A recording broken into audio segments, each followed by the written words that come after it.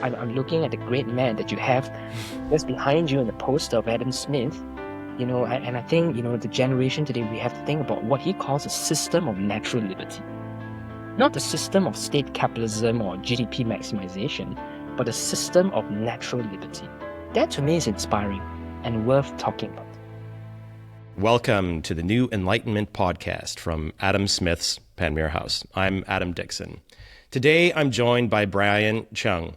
He is a research fellow at the London School of Economics and King's College London. His research interests are found in the areas of comparative political economy, institutions, and economic development, as well as the challenges of successful industrial policy. Today, we're going to talk about just that, industrial policy, and in particular, the problems around the mission economy framework. Bryan, welcome to the new Enlightenment. Thanks, Adam, for having me. It's good to be with you. So let's talk about the mission economy framework, which has been popularized by Mariana Mazzucato. In particular, the Labour government here in the United Kingdom talks about missions. The European Union often uses missions in its policy narratives and framework, and hence it's worthy of discussion, and it's also worthy of criticism, particularly in an era where we see more state intervention, we see more, let's say, explicit industrial policy. What is the mission economy framework? Let's start with that, and then we'll critique it. So I think it's a great question that you've asked because there are lots of terms here which seem quite interchangeable. You have industrial policy, you have the entrepreneurial state, you have the mission economy framework, which you mentioned. I call it mission-directed governance. You have the term called developmental state. You have the term called structural transformation. And they all sort of relate to each other in this literature, right? So to be very careful here, I think I'm going to define industrial policy in the way that its advocates actually use it. Okay, so in the Annual Review of Economics, this is a co-authored paper that includes Danny Roderick. Industrial policies simply refer to policies, and I'm quoting them, that target the transformation of the structure of economic activity in pursuit of some public goal. This goal is typically to stimulate innovation, economic growth, productivity, but it could also be to promote climate transition, good jobs, lagging regions, export growth, or import substitution. Because industrial policy targets structural change, I'm still quoting them, a key characteristic is the exercise of choice and discretion by the public authorities, as in we promote X but not Y.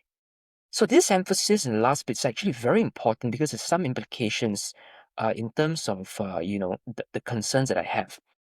And industrial policy is then related to a much more recent articulation of it by Mariana Mazzucato, who wrote the book Entrepreneurial State in 2013 and recently in 2021, Mission Economy, in which industrial policy is not just done in an ad hoc manner, right? Where we are trying to achieve a sort of governance and society where we are all working cohesively for some sort of a common mission, where the state is at the forefront of social change, and when industrial policy is used by the state as a tool to achieve that structural transformation. And so I think it's actually very important that I quote the original source, less than accused of misrepresentation. It says that this radical transformation that is required entails, open quote, changing the relationship between public and private sectors and between them and civil society so that they all work, I repeat, they all work symbiotically for a common goal. The reason for rethinking government is simple. Only government has the capacity to bring about transformation on the scale needed. So the problem that I have with this position is not just the mere use of industrial policy. It's not just the mere use of government spending to invest in certain technologies or resources, which is actually very commonplace and in a certain sense, on a standalone basis, may be quite, innocuous. But it's the very totalizing, ambitious nature of this strand of industrial policy, which I'm really concerned about. And I think it has implications on not just the effectiveness of the policies, not just the efficiency of it, but I think there's some deeper concerns about the power that this would give states. and the threats to freedom and equality, which I think as liberal Democrats we should be very, very concerned about, and very happy to unpack this much more. Yeah, because again, I think in your work you've argued that the mission economy framework risks granting too much discretionary power to the state, and whoever that may mean in terms of the state and those in power, under the guise of solving grand challenges like climate change, inequality, so on and so forth. So, in that respect, then, what are your concerns? I mean, you've hinted on some of those, the totalizing mission, if you like. So the mission is to have a total mission, if you like, where everyone is aligned, and there's a symbiotic or a symbiosis among civil society, the private sector, and the public sector, such that understanding what each does becomes blurred, I would say, and to a degree unclear. What are the then unintended consequences of adopting such a framework? Yeah. So I think there are generally three problems, even though I'm more concerned about the third one because I think that's the one that receives less attention, but they're all interconnected. So the first is the problem of uncertainty, right? So this simply refers to the fact that, economic innovations and successful breakthroughs, stem from a combination of factor inputs and entrepreneurial actions which are dispersed, which are accidental, which you cannot predict in advance, right?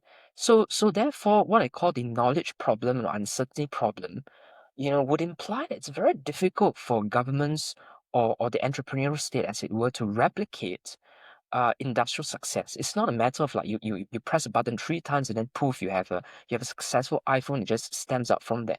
So ex ante, there is a difficulty in probabilistically predicting and anticipating the sort of innovations and breakthroughs that you want.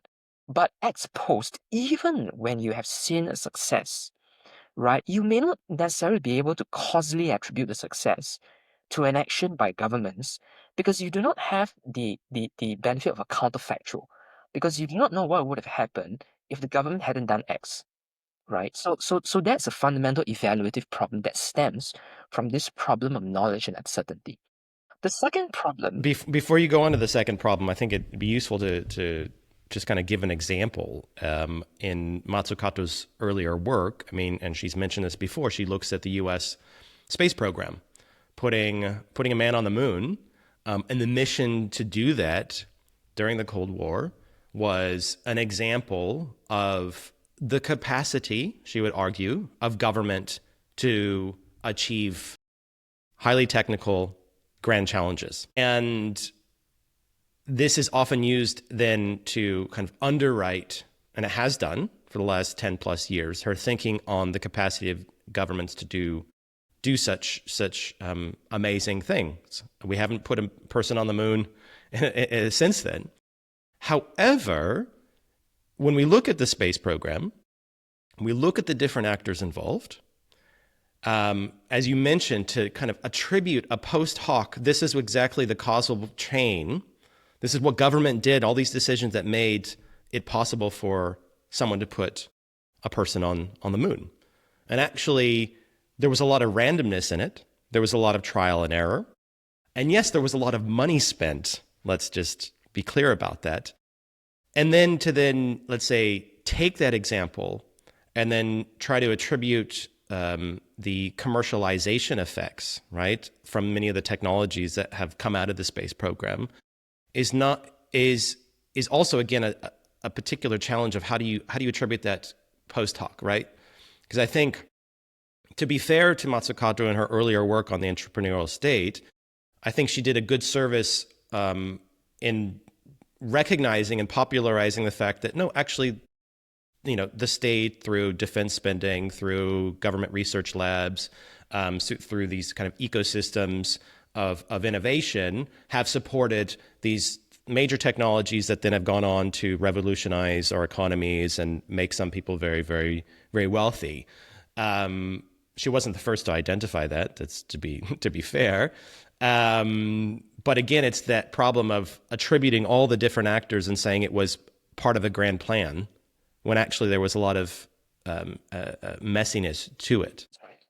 That's right. So you are totally right there because I think there's a confluence of many factors that came together create the military industrial complex that she's referring to there that goes beyond just the mere injection of government money, right? So many other countries have tried to do something similar, but they may not be able to replicate some of these accidental and messy conditions which happened in a very fortuitous way in the United States, right? And also on a second point, it would be a surprise if you spend millions of dollars and you didn't see anything, right? So just based on a lot of large numbers, right? Governments historically and even today, I mean, we do see lots of government success. So I'm not a dogmatist, as a liberal thinker, we are not denying that governments cannot produce discrete instances of success. It could be a technology, it could be a company, but here's the important point, right? Economics is not engineering. It's not physics, right? So in engineering, we are focused on a specific technical end, right? Which of course the governments can do, right? You spend $10 million to produce, an aeroplane or a space jet into space. That is possible. But in economics, we are concerned about the creation of value, right? Which involves, choice between ends, right? And that requires some sort of choice by consumers across competing ends, not something that the government can impose on an external basis. Without that competitive environment, you cannot produce the knowledge needed to create a commercial valuation, right? So I like to use the example of the Concorde aeroplane. That's a technological marvel, but it was a commercial failure. Absolutely. No, I think that's just wanted to emphasize a point that you make around that governments, yes, can do and achieve discrete technological successes. And I think that's what the space program demonstrates is like that it produced there were a lot of externalities in terms of different technologies that were spun out from that. But I don't think we would have known that ahead of time. And the point you emphasized as well is that, the scale issue, right? I mean, America then, as is now, very large, very rich, very diverse country in terms of its knowledge capacity, its engineering capacity, its science capacity. And the challenge then is, as one of my kind of concerns is with going around the world and selling this so-called narrative around governments can do things, is there's a big difference between, say, what the United States can achieve or what China can achieve or what the Soviet Union achieved in many technological feats during the Cold War, and then coming to a small place, let's say where I'm sat here today in Edinburgh in Scotland, and trying to convince the Scottish government that you too can be an entrepreneur and achieve great things if you follow this particular framework. And let's face it, countries or regions such as Scotland, part of the United Kingdom, is very limited in what it can do in terms of, let's say, a big mission. It can be part of a bigger global mission, let's say to take climate change, for example, and the technological needs to advance green technology. Scotland can contribute to that as a small scale kind of player, but to drive major, let's say, advances, it's very limited. That's right. So this was what I call the problem of non-replicability, Mm-hmm. right? Where you are proposing essentially a Is theory. that your second point? No, actually, it's still the first thing, right? Still the first point, okay. If you're proposing a theory of public policy that you're trying to popularize around the world, then this is very unreliable because how are you going to replicate it across like many many different countries with very different contexts, right? And this problem is especially serious because we are talking about taxpayers' money, right? We are talking about taxpayers' money and there is a chance of real failure. Right? So I think circling back to this first point about knowledge and uncertainty, just to reinforce it even more, I think a lot of the problem here stems from how Mazzucato theorizes about uncertainty and complexity. So in her 2013 book, she likens, the private sector to a clutter of timid pussycats. So this is I'm actually quoting her. I'm not making that. So private sectors like timid pussycats. They are paralyzed by fear and uncertainty, And that's why we need, the government, which she likens a roaring lion, a roaring tiger, which is why, in one of the editions of the 2013 book, you see a lion at the front cover. Mm. So it's meant to suggest that governments like this bold, courageous agent that can provide a sort of certainty and directionality that is lacking in a free market. So in this theory, uncertainty is a problem to be solved and transcended by the government. But as a liberal economist, I would say that actually uncertainty and complexity is not a problem to be solved. It's basically, the very basis of why we have competition in the market, right? It's precisely why, we have competition, because competition drives trial and error learning between various firms. We make mistakes, but that's not a problem because we can learn from the mistakes as long as we are able to compare between successes and failure in a pluralistic market setting. So I think that's the theoretical difference between my position and someone like Mazzucato. Right. Right. So go on to your second point. Yes. So the second point is what I call the incentive problem here, where there is a real danger of having very close collusion between private sector and public sector, right? So this is what economists would call rent-seeking behavior, regulatory capture, the influence of special interest groups, which actually I think everyone across the political spectrum is very against and very unhappy about. But here's the thing, right? Because missions are fundamentally subjective. What you believe to be a good mission may not be what I believe to be a good mission, right? So if when you are in power, you have the ability to push your missions. How are you going to ensure that the next administration will not use the same power that you have to impose a mission that now you disagree with? Right? Which is sort of exactly what's going on now, right? Everyone seemed to be happy with like maybe Joe Biden, pursuing industrial policy. But now when Donald Trump seems to be doing a sort of industrial policy as well, now we're unhappy about, right? But the precedent has been set actually by many years, by many economists, heterodox economists like Ha Chang, saying neoliberalism, globalization is bad. You are paving the way, actually, and now you have someone that you disagree with politically who has that power. So what Donald Trump is doing is actually a form of industrial policy, but on the basis Absolutely. of nationality, right? Yes. So it's still, pursuing a mission, but of a different essence. Right. So It's I we're think just concerned on about on incentives. That's why it's strive for separation of business and state as much as possible. right. So I think just on the Trump industrial policies, there's yeah, I mean he's trying to roll back certain policies of the Biden administration, but again, as you said, the precedent has set that the government is there and can be a significant player. The difference is the language that Trump uses is very much in kind of economic nationalist language, but it's not much different in practice than what the Biden administration was doing, or at least saying it could do. And I think that's an important point to emphasize. There's this that's why I get kind of uncomfortable with some of the discourse around Trump, is he's being portrayed as if he's this radically different kind of policymaker, and actually there's quite a bit of similarities across administrations. I mean, Trump wants to set up a sovereign wealth fund. The Biden administration had discussed doing that. I don't think that's a very good idea for various reasons.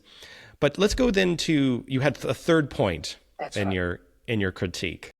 That's right. So I think the third point is, I think, a bit more interesting because most people just focus on the first two. So the third point is what I call a power problem here, which is that, remember, industrial policy, right? It's not just the mere use of subsidies, okay? I'm not just throwing like money on an ad hoc basis. Theories of industrial policy are trying to aim at what they call structural transformation. And structural transformation means that you are trying to transform the entire structure of production in an economy. Basically, what an economy is producing, the factors of production, its specializations, the skill sets of its people, right, which relates to many other social domains that may not be necessarily economic in nature. It requires even, geographical and spatial planning, and has various dimensions to it. So basically, my argument is that the objective of structural transformation, which is at the heart of industrial policy, fundamentally requires an ambitious state. A state that has strong, ambitious, expansive powers in order to effect the change that they want. And because the state has so much power, we call it ambitious industrial policy, let's say, right? It has threats to liberty and equality. Okay. So if I just use the example of Mazzucato here, when you hear the discourse on mission economy today, people talk about it in the plural. Missions, I have 5 or 4 missions. But actually, if you scrutinize the very logic of Mazzucato's theory, there is fundamentally a problem of singularity actually, because if you follow the logic carefully, it collapses onto a single mission. Okay? Let me explain this. Because the initial concern that she has here, okay, and I'm going to quote here, is that the current state of governance, the current state of typical instruments used by governments, such as taxation, fiscal policy, and monetary policy, is rudderless. There is a Is lack. sorry, is what? It's rudderless. Rudderless. Okay. Rather, there isn't a direction that government and society is cohesively striving towards, right? Which is sort of like characteristic of the market process in civil society, right? We are living in a plural society. You have your mission, I have my mission. We are all doing our own thing. That is a problem there, right?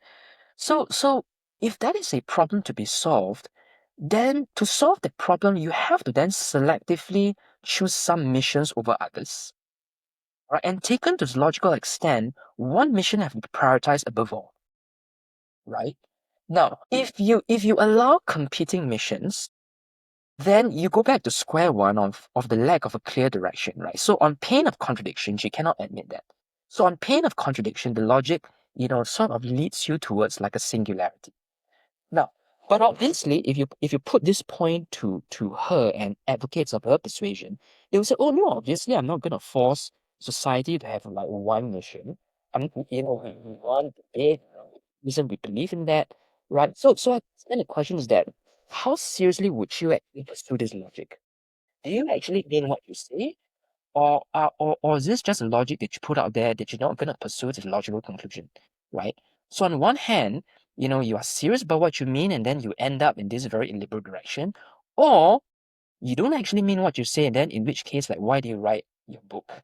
And then why should I take it seriously? Because if that's the case, if they're talking of missions in the plural, then actually that's just like policy agendas, right? The governments have like 5, 4, priorities every single year. Then there is nothing new, about what you're offering, right? Precisely because you're trying to offer something novel to overcome the usual course of governance, which leads me to believe you are committed to something more than what is now already practiced, which means that there is something ambitious, right? They are striving towards. So it tends towards that singularity logic, right? Which if you take that seriously, we have to quell dissent, opposing ideas and diversity, and that I think is a concern. So I think what's interesting, just to unpack a bit what you say or said, is that in many ways it's illiberal, or in as much as it's undemocratic, but because it assumes or necessitates a single mission and a single direction. In as much as, let's take climate change. Now, I don't have much time for climate denialists. Climate change is a problem. There's many externalities with the use of fossil fuels. It's something we should address. How we address it, though, I think is up for debate. Yeah, I think exactly. we're not necessarily sure about the right. I mean, there's different technologies we can adopt. They have different costs and benefits. Adopting one, let's say electrification, is really important, but then you can build lots of solar panels and wind turbines, but then you also have to have a grid that can match it, right? So it's trying to achieve one thing is requires a policy and action in another area. Or let's take battery electric vehicles, for instance. There are some that say, well, actually, the environmental footprint of battery electric vehicles is so great such that the sustainability of them is not very significant. And actually, we should be technologically neutral and not throw away the internal combustion engine. We should continue to use internal combustion engine, but we should put different fuels in them. We should use e-fuels and other types of synthetic fuels that still allow us to use this other technology. And we should allow the competition to happen because there's a lot of messiness, there's a lot of uncertainty. Hydrogen, for example, a great fuel, but there's other technical challenges around capturing hydrogen and transporting it and so on and so forth that, we require that trial and error to achieve breakthroughs in the use of these technologies in terms of reducing our needs for fossil fuel. Now, how do you come up with a directive plan? I think is really, Yeah, really hard. that's right. So I think, I think at this point I should clarify, I don't have a problem with climate change policy. In fact, many of these missions that she promotes are actually very praiseworthy goals, right? Yes. But things that in democracy and liberal society, we pursue multiple goals. We balance between goals. We don't say here's one goal, right, that we pursue above all else in a mission directed way, right? Now, so the thing is that mission directionality is not always bad, okay? It could be episodic and localized, and I think that's unobjectionable. So if you think about the military is an example of mission directionality in a very localized form, and the military has to be mission directed, right? Because like you have to follow the commander, right, in a war, right? So without which the military can't function. And think about during COVID-19 when society had to galvanize around this cohesive mission of solving the pandemic, right? So I think those are episodic and localized, but what Mazzucato wants is to normalize it across peacetime, right? So I don't care what the goal is, if you are upholding one goal above all else, then I think that's where some of the as I said the illiberal tendencies start to happen. And consider the very nature of democracy. Okay, if you believe in mission directionality, democracy is a problem because democracy is full of dissension, it's full of partisanship, it's full of messiness, as you call it. So democracy introduces what we call centrifugal forces, right? That pull away from the center, right? It's divergence. But mission directionality and Mazzucato's theory fundamentally strives for convergence and cohesiveness, right? So, as I said, to what extent are you going to take it seriously?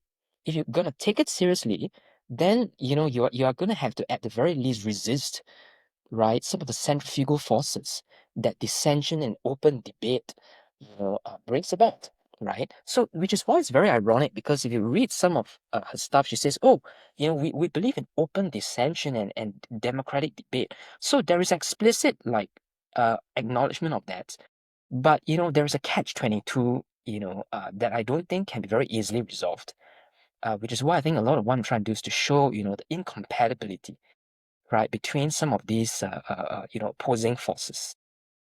No, I agree. I think some of my frustration with progressive solutions is that they'll often couch it in terms of our solution will be more democratic. We'll have public ownership, for example, of these particular industries or these particular activities, and they'll be more democratic and they'll be subject to democratic control. And then I think, as you just mentioned, democracy is partisan. You put 100 people in a room, and it is difficult to find consensus. That's just the nature of it, in part because some people are going to disagree.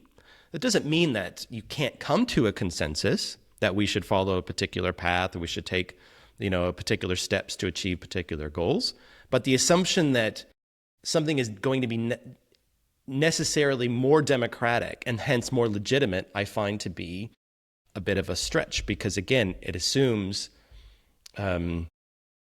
it ignores the nature of democracy, and they start with, and often their proposals are undemocratic, as they start with the agreement has been made, and from there on it's democratic. But actually, it's the process of getting to what the mission is or what the policy is, where it's messy. And that's where the democracy matters, not sort of, we're going to start with this, public ownership of X industry.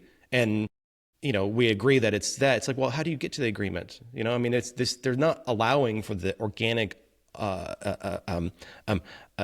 unintended kind of, Exactly. coming together of a particular institution. Exactly. So there is a lack of clarity in Mazzucato's articulation as to where this democratic, debate that she speaks of come into the sequence of creating a mission. Okay.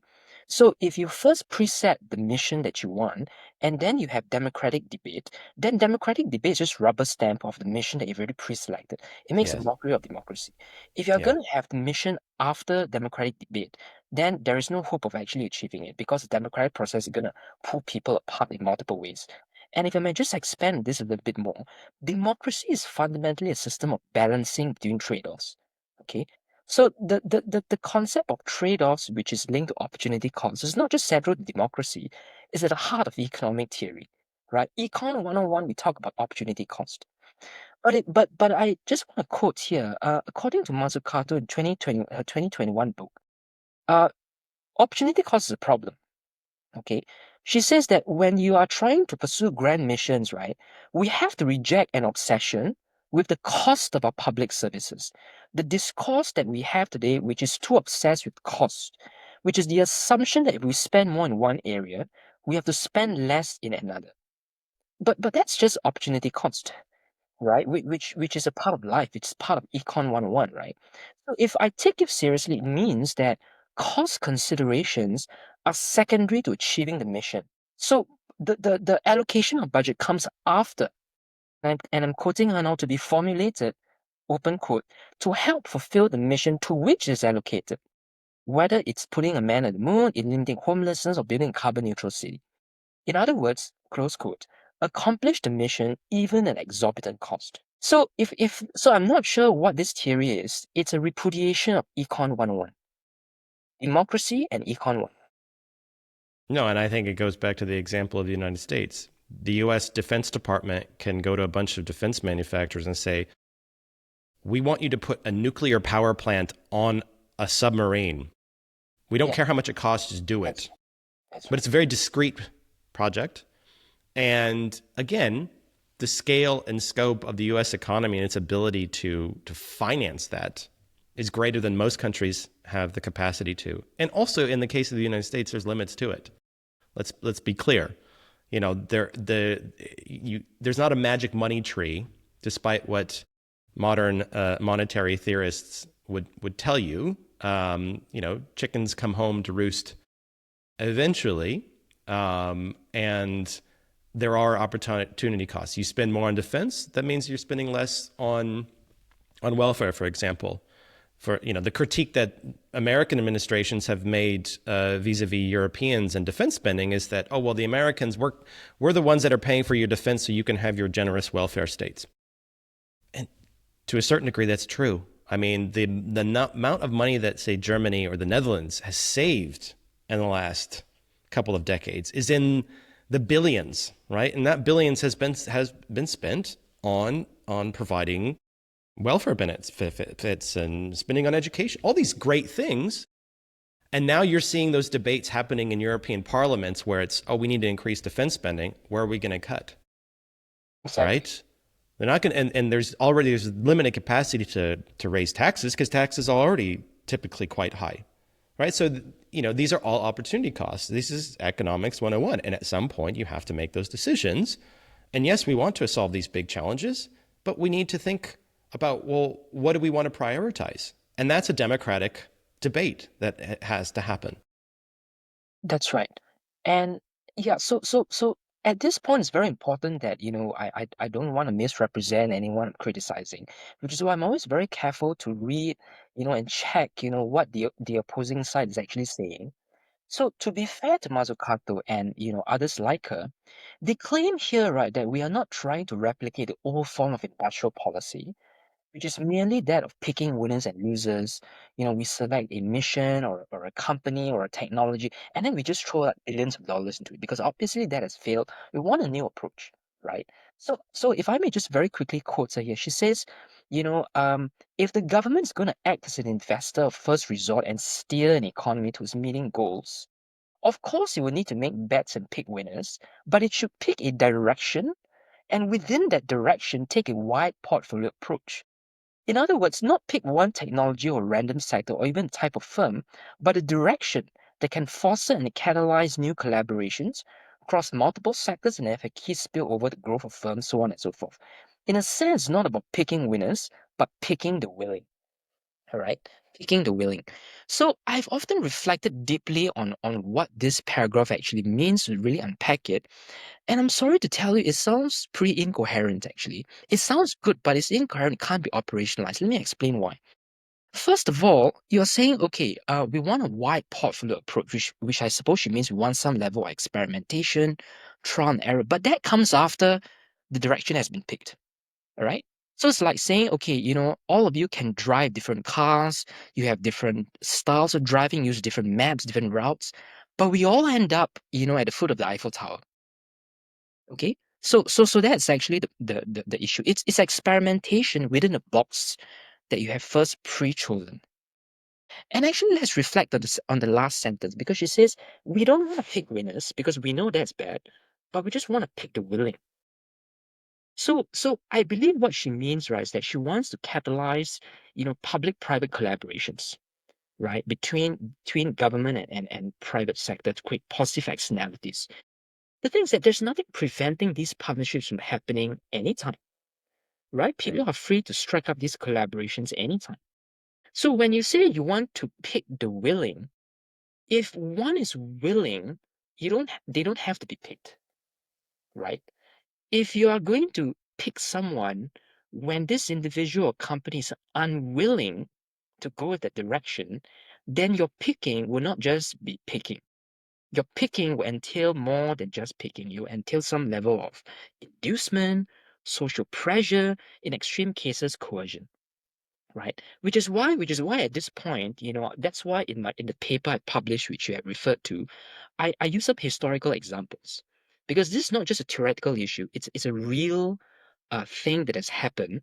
In fact, I think the region and few countries that really have exuded and represented this mission-directed industrial policy entrepreneurial state approach is really the East Asian countries. And by that I mean Singapore, China, South Korea, and Taiwan. Before South Korea and Taiwan became democratic, we call this the East Asian developmental states.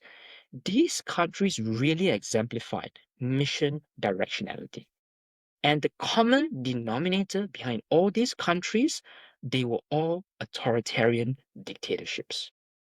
Let's not use the euphemism state capacity, which is what the political scientists use. I understand what they mean, but let's not mince words here. These are authoritarian leaders. And which is why I find it very ironic and in fact very disturbing, that many Western liberals and scholars in the country that we are in right now, are saying, oh, let's follow, right, some of these East Asian models, right? In fact, economist Danny Roderick says East Asia teaches us how to combine planning with market forces. But he neglects to mention that this combination entail and involved a lot of real authoritarian pressures. No, I think that was my second kind of follow-up question to you is that, again, you're from Singapore, so you understand the country's history. And just as an example, a different way of coming into that question and unpacking that, I had a conversation with somebody yesterday from Singapore, and we were discussing the significance and influence of Temasek, one of the country's sovereign wealth funds that owns a lot of the state-owned enterprises and now is a significant kind of high capacity global investor, very effective, very sophisticated. And I claimed that, and just to preface that, why I question the influence of Temasek is that there are many countries around the world that are looking at Temasek and its sovereign wealth fund as a development model that they should follow, in the sense of, if we have a sovereign fund, a strategic investment fund like Temasek, it will drive growth and development. And I've said in conversations with government officials in different parts of the world that be careful in assuming too much effectiveness of Temasek in driving and being a key factor in Singapore's growth and development model. It's not to say it wasn't significant, but I've said be careful in assuming that the Temasek of 2025 is the same as the Temasek in 1990 or 1985, for that matter. And I said to this person yesterday, is that, where was the development coming from? Who was driving it? Was Temasek driving the state-owned enterprises? Was it driving economic growth and development? And I said, yes, to a certain degree, there's influence as it was the owner, but actually it was often the companies themselves and the boards of those companies and the economic planning boards that were driving the development. And Temasek was a player, potentially significant, but not necessarily the most important player. Hence the difficulty in taking a Singaporean example from Temasek and applying it to a country in sub-Saharan Africa that wants to have a strategic fund of that nature. It's like there are many other parts of the Singaporean kind of political economy that have driven growth. That means that don't assume that if you set up a sovereign fund like Temasek, you're going to get the same results. And I think that's where it's the attribution of state direction is misinterpreted, because we can pick up these examples and say that was the key factor, when actually there was many other factors. And the one you highlight as well is let's say the certain authoritarian nature of many of these state direction and directed kind of economies. Exactly. So, different people have different theories of the success of Singapore and, similar East Asian nations. Those of more interventionist bent, they will focus on state-owned enterprises, Temasek, and industrial policy. Typical free market economies, and this is where I diverge from them. They will claim, oh, it was because of free trade. It was because of low taxes and minimal regulation, right? So I'm honestly not so interested in trying to measure and like adjudicate success. I think the more interesting point I'm trying to make is that regardless of what your theory of success is, right, you can't just transplant one model from one context to another. Whether it's the free market approach or whether it's the interventionist approach, there are lots of cultural, sociological, historical, contextual factors that allowed Lee Kuan Yew and the PAP and these East Asian nations, not just Singapore, to do what they did for that particular time, right? And so there is an issue of like transplanting across space, because it's different continent we're talking about, and also across time, because that was like 40, 30 years ago. So think about the complexities of that, right? And then that brings me once again to the deeper issue, which is that regardless of what your theory of success is, right, there is no denying that this is a very intrusive state, right, where there is heavy social engineering. And so I think the question for us, for a Western audience listening to this, is what do we do about it? Is that something to mimic? Is that something to follow? Or is it something I think to be very concerned about? Because as liberals, I think the objective is not just wealth. Okay, Adam Smith did not call his system the system of wealth. I think it's a system of natural liberty, right? So wealth is actually a happy byproduct, right, of liberty. It's not like the end goal or the mission, right, in the sense that we're striving towards. So it's actually liberty that I'm more concerned, and not the success, the economic success of these nations, right? So and so going back to the authoritarianism point that I was mentioning, which I think is really the key concern here. To clarify, I'm not saying here, right, that the moment you start subsidizing a firm with industrial policy, boom, boom, boom, you end up with like dictatorship like 5 years later. That's a naive, slippery slope, right? So my argument is sort of like an if-then argument, right? If you take certain premises and ideas seriously, that you want to achieve structural transformation, you want to achieve cohesion across society over a common goal that everyone follows, then to the extent that you follow this logic seriously, then that's going to entail, certain problems, right? So if I just unpack that a little bit more, so mission directionality for the East Asian context, right, is a bit different from what Mazzucato wants today, right? Because the earlier version of that model was catch-up economic growth, right? We are trying to industrialize and catch up to first world countries. So for Mazzucato's context, it's actually like climate change, sustainability, and higher order goals. But regardless of what the mission is, the ingredient is still the same, right? You're still trying to use mission directionality. So if you reverse back to the earlier iteration of industrialization, now industrialization is not just a matter of creating two factories in a city. Okay, if you are trying to engineer societal-wide industrialization, you have to think about the skills that students and workers receive. So that means having control over the education system. But if you think about education system, you have to think about the sort of jobs they have after, they work, which means trying to, bring labor policy and, collective bargaining with workers within the umbrella of mission directionality, right? And let's say you have people living in slums, people living in rural areas. You have to like relocate them. You don't have to build massive public housing projects in a city that requires like spatial transformation. What if people do not want to move from slums?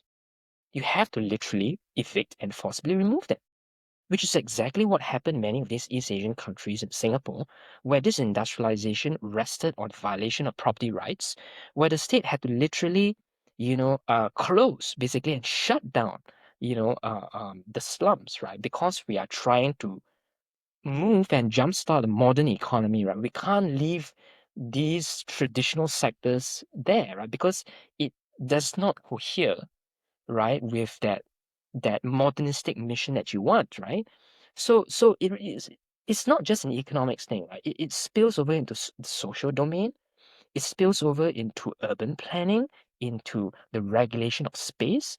In Singapore, the people that you live with within a public housing estate, right, is engineered. There's a percentage of racial ethnic composition that the government forcibly imposes on every single public housing block in Singapore. And two-thirds or 70-80% of people live under that. And that's just one example of the intimate level of social engineering that requires. Whether you think that's good or bad is beside the point. The point is that that's actually what it entails when you are striving towards structural transformation of any kind. So effectively, that's what your critique is that are those, such as Mazzucato or Danny Roderick, for that matter, from Harvard, are they willing to accept that degree of control and coercion? Exactly. And I think they probably aren't at a personal level if you ask them. They'll say, oh, no. We can do this democratically. We can convince the people to come from the slums because we'll give them better flats and apartments to live in, right? Yeah, so just a quick one. So to be fair, there are different strands of industrial policy. Mazzucato probably represents a more ambitious, robust form of industrial policy. I think Roderick, however, is a little bit unclear because, a number of years ago, he wrote some paper clearly stating the more, I'm quoting his paper in 2020, the more ambitious industrial policy is, the less government knows about the techniques used to solve it. So he advocates for a more modest industrial policy where we want to have experimentation, we want to have a networked form of governance structure, which is less like mission directed, right? Two problems with that very quickly. Number one, if you go down the direction of having a networked form of governance in which no single node in the network has power or like oversight over other nodes, then actually, it undermines his case, right? Your ambition of structural transformation. So you can't go that direction because if that's the case, then you have to throw out industrial policy, right? So Yeah. I want to ask again more about the Singaporean case, in part because of this conversation I had yesterday where this person said, Singapore works because if we want to do something, everyone gets in line, and all the state companies, if we want to build a new airport, we build the airport, the airlines involved, the construction companies involved, and everyone gets on board and it's just done. And you think, okay, that works for Singapore. It's a rich country. People seem to be relatively happy and they accept the system. But my question to you is, what are the limits to that? And we know that it's probably unlikely that that can be replicated in most places. Yeah. But how is it that it's tolerable in the Singaporean case? And for how long will it be, if you can speculate, tolerable? Yeah, so that's a great question, which relates to the point I was just making, right? So this is what we call a very monocentric, cohesive sort of governance approach, which is very different from the polycentric, as it were, in the West, right? And how it has sustained for such a long time, I think it's a combination of some level of cultural preference, because people in Asia, not just Singaporeans, are generally communitarian. They have, greater, acceptance of directive governments, even if it's authoritarian. There is a confusion element there. And number two, the state has been very successful. They have been very directive, and and civil society has been severely disciplined, by restrictive laws and harsh repression, and, using like soft mechanisms of inducement and co-optation as well. So a combination of all these factors has led to, of course, East Asia is a bit different. Singapore, China is a bit more on the authoritarian side. Korea, Taiwan, more democratic, but still having some of these Confucian elements. So it has sustained over the years. I think really it's a cultural issue. We'll see if the young people, if globalization and diversity starts to, cause people to be more cosmopolitan and Western in orientation, then I think some of this cultural consensus will really be undermined. And also, what are the costs of this model? I wrote my whole PhD on this, showing that really this directive, mission directed approach, right? It may be good for economic growth. We can't deny that. Rapid economic growth. But that's not a dynamic system. It's not a dynamic system. It's not a dynamic system because we see, when you look at the creative sectors, innovation, activity, and genuine indigenous entrepreneurship, not the sort of entrepreneurship that you parachute from MNCs. Okay? Right. If you have a close deconstruction of the statistics and literature, you will realize that actually it's pretty weak, right? Right.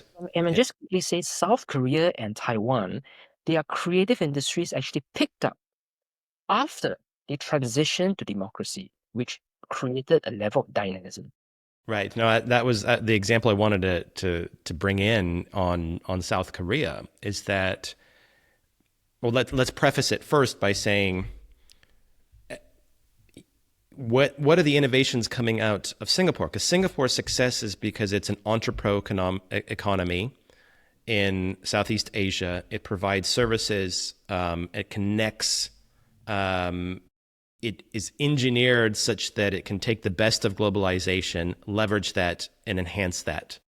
But as you mentioned, what are the indigenous kind of innovations coming out of Singapore? I'm struggling to think of one. You are totally right. I would confidently say there isn't really a world-renowned, even a regionally competitive indigenous innovation, or even a firm, a true Singaporean firm, which is not like Singapore Airlines, okay, which is like state-sponsored, that is genuinely bottom-up and homegrown, right? Now, there are a lot of successful Singapore-based companies, but they are like MNCs.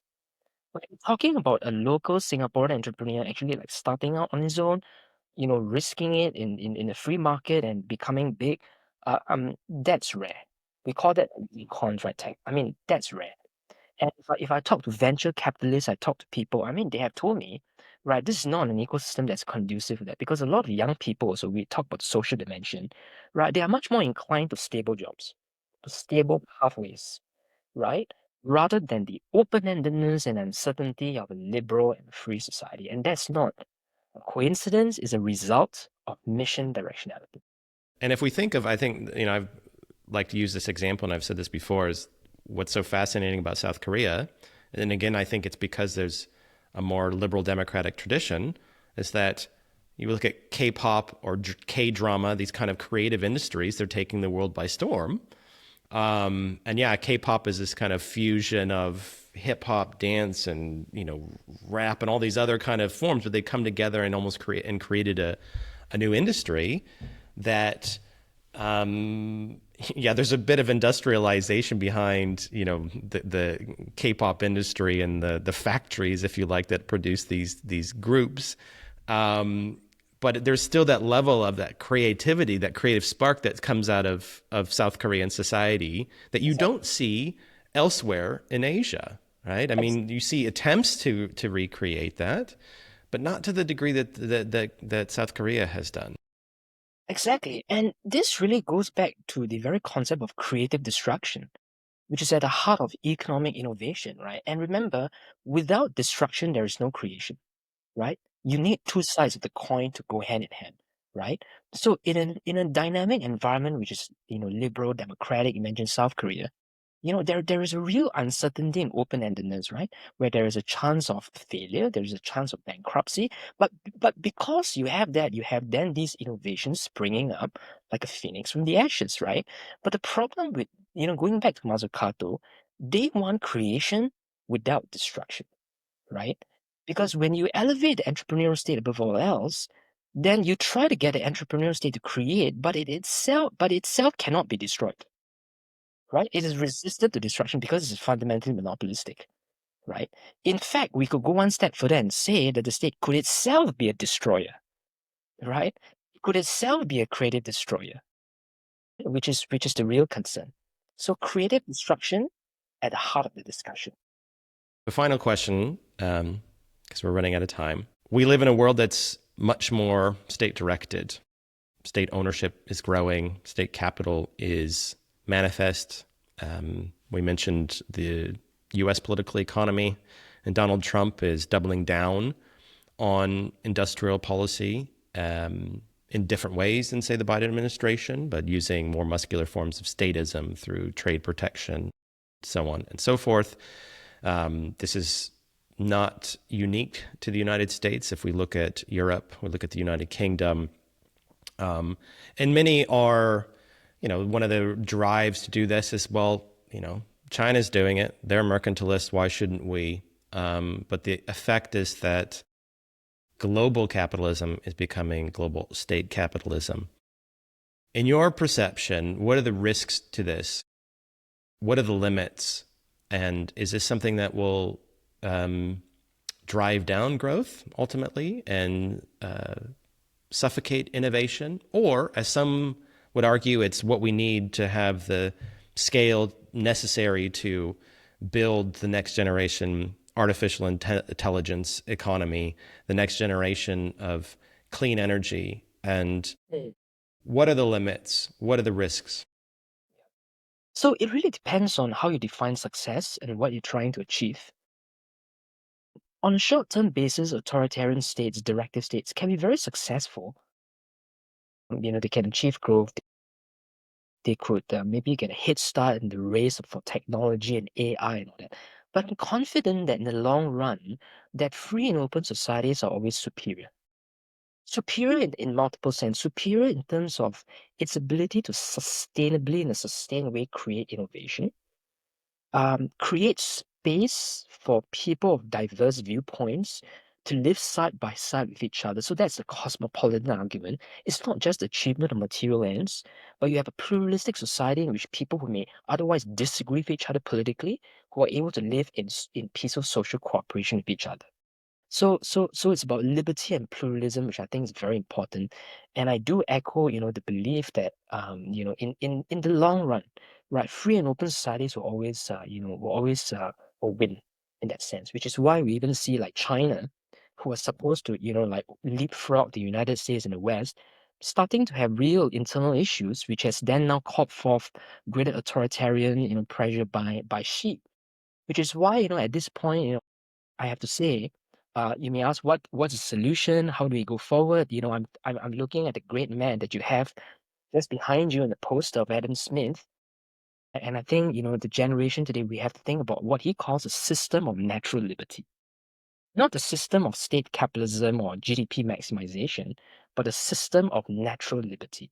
That to me is inspiring and worth talking about. Bryan Cheang, thanks for coming on the New Enlightenment podcast. I think Adam Smith would agree with what you've said. We'll have you here to Panmure House soon.